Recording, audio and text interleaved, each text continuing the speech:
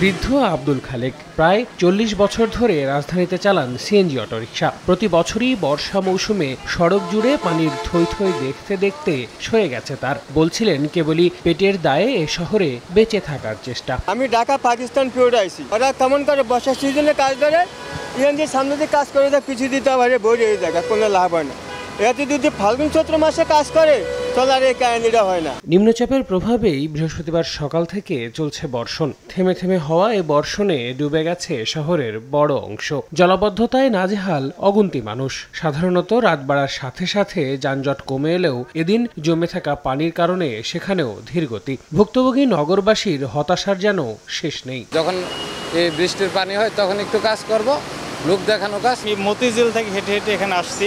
ঘন বৃষ্টি হইলেই এরকম রাস্তায় পানি জমে যায়। এখন আমার মনে হয় একটা গ্রামও ভালো। এই এলাকায় এত বছর ধরে ব্যবসা বাণিজ্য করি, এই পানির সমস্যাটা সমাধান হয় না কেন?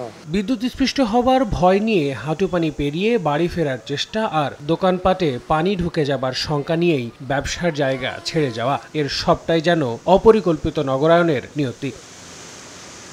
এ চিত্র চোখে পড়ে পল্টন, কাকরাইল, শান্তিনগর, রাজারবাগ, মিরপুর, কাজীপাড়া থেকে শুরু করে নিকুঞ্জ পর্যন্ত। মূল সড়ক তো বটেই, একই দশা অলিগলিতেও।